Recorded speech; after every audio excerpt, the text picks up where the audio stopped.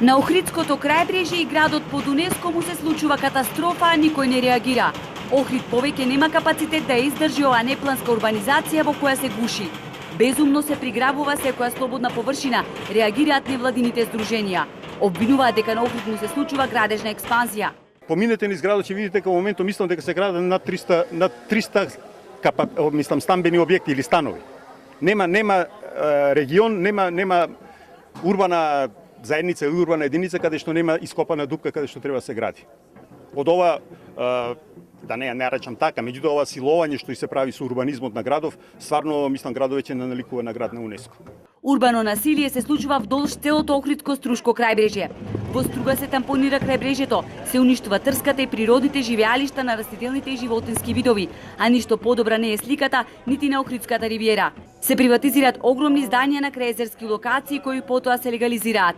Невладините го отвораат прашањето дали се уште треба да се спроведува законот за легализација на дивоградби. Јас мислам дека не е тоа што е криминал. Ти легализираш криминал. Знаете дека колку легални, односно нелегални градби се легализираа во градов и во крајбрежјево. Се само се продолжува законот за легализација со некакви си нови продолжувања и се легализираат градби кои што се изградени некаде после 2010-2011 година. Невладините од општината побараа да им ја достават целосната документација за да се види што се гради легално, а што е дивоградба. Не можат поединци велат да бидат над законот.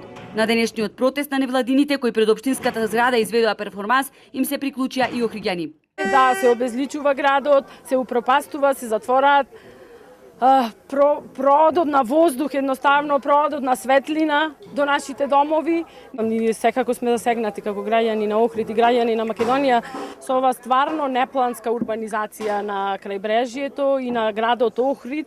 Зачувајте го Охридското езеро. Бетонот е смрт за туризмот. Хотели секаде, природа никаде.